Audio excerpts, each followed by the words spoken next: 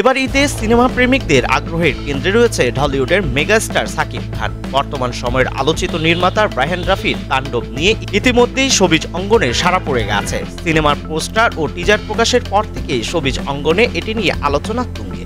তবে এবার নতুন করে চমক তৈরি করেছে এই সিনেমার একটি বিশেষ আইটেম গান।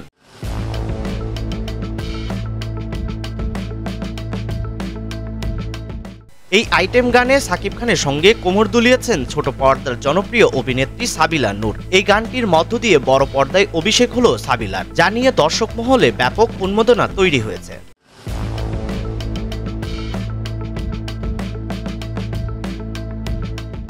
লিচুর বাগান শিরোনামের এই গানটি চরকির ইউটিউব চ্যানেলে প্রকাশের পর মুহূর্তেই ভাইরাল হয়ে যায় সামাজিক মাধ্যমে। 3 মিনিট 28 সেকেন্ডের আইটেম গানটি গেয়েছেন সঙ্গীত শিল্পী প্রীতম হাসান ও জেফার রহমান। গানের শুরুতে বিয়ের পালকিতে বসে বোল্ড লুকে ধরা দিয়েছেন সাবিলা। গানের তালে তালে সাকিব সাবিলার রোমান্স দর্শকদের যেন মাতিয়ে রেখেছে।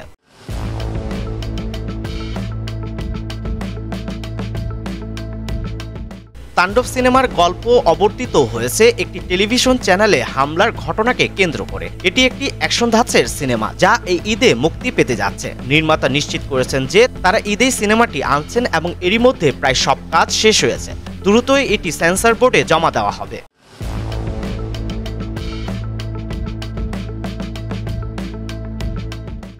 সাবিলা নূরের বড় পর্দায় অভিষেক এবং সাকিব খানের সঙ্গে তার রসায়ন কেমন হয় তা দেখার জন্য দর্শকরা অধীর আগ্রহে অপেক্ষা রয়েছেন।